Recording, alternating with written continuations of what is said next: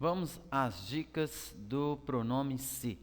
O se, ele tem várias funções e nós iremos agora estudar algumas. Vejamos.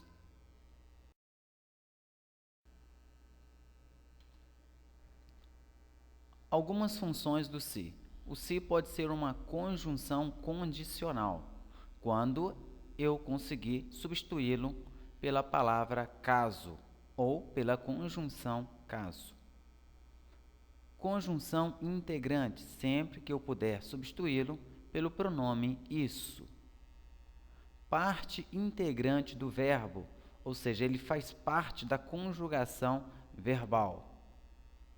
Índice de indeterminação, quando não vai apresentar sujeito e o verbo ficará no singular. Ocorrerá o índice quando aparecer o se e não houver sujeito na frase claramente, né? Nós teremos ali um sujeito indeterminado.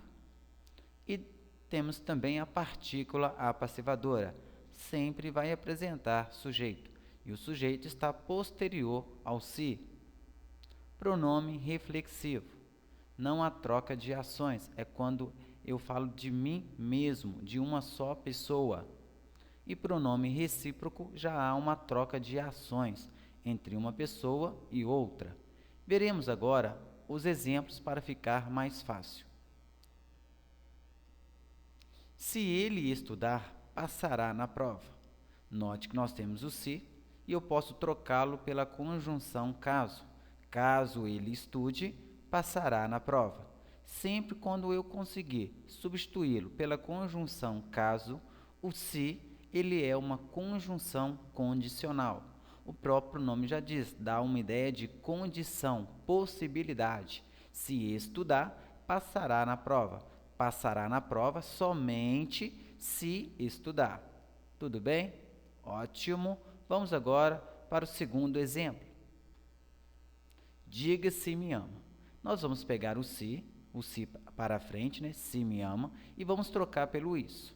Se eu conseguir substituir pelo isso, nós temos ali uma conjunção integrante. Vejamos, diga isso. Logo, o se é uma conjunção integrante. Eu vou pegar do se para frente e vou substituir pelo pronome isso, havendo sentido, o se vai ser chamado de conjunção integrante.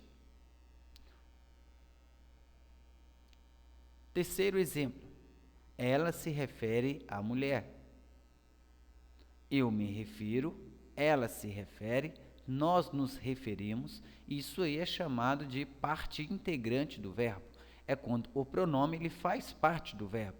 Eu não posso chegar e falar, eu refiro a você, ela refere a você, nós referimos a você. Não, nós nos referimos, ela se refere. Quando o pronome faz parte da conjugação verbal, nós iremos chamá-lo de parte integrante do verbo. Ele integra a conjugação verbal. Assim também como o verbo queixar. Eu me queixo, ela se queixa, nós nos queixamos.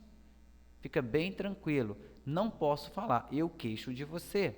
Devo falar, eu me queixo, ela se queixa, nós nos queixamos. Isso aí dá-se o nome de parte integrante do verbo. É quando há um verbo e ele não pode ser conjugado sem o pronome. Próximo exemplo. Precisa-se de alunos. Note que eu tenho o verbo, eu tenho o se índice e eu tenho uma preposição. Sempre quando houver uma preposição ligada ao verbo, completando o verbo, nós vamos chamá-lo aí de índice de indeterminação, ou seja, não há sujeito. Quando não há sujeito ali na frase, nós vamos chamá-lo de índice porque o sujeito está escondido, chamado de sujeito indeterminado. Tudo bem? Tranquilo? Ótimo. E lembrando também que sempre quando o se for uma partícula apassivadora, o verbo estará no singular. Ele não poderá ficar no plural. Nada de falar, precisam-se de alunos. Sempre no singular. Próximo exemplo. vendem-se carros nesta loja.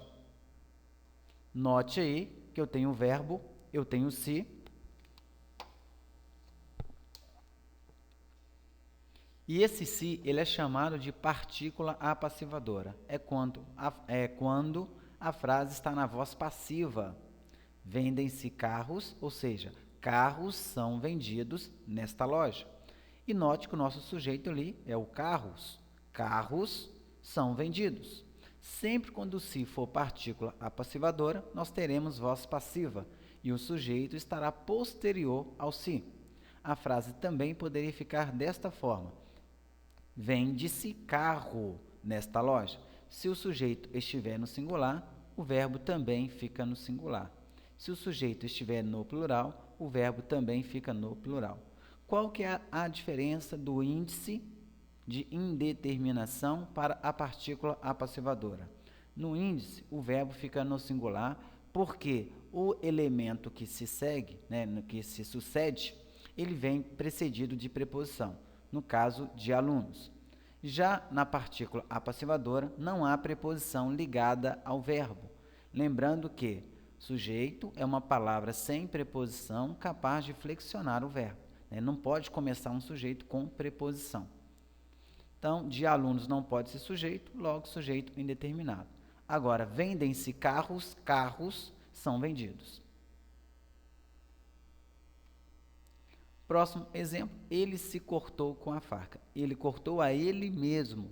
Sempre que você puder trocar por a ele mesmo, eu vou chamá-lo de pronome reflexivo. Ele se ele se barbeou, Ele barbeou ele mesmo. Ele se cortou. Ele cortou ele mesmo. Ele se machucou. Ele machucou ele mesmo. Tudo bem? Tranquilo? Vamos aí ao último exemplo. Eles se cumprimentaram. Eu cumprimento alguém, ou alguém vai me cumprimentar. Há uma troca de ações aí. Legal? Eles se ofenderam. Eu ofendo a pessoa me ofende.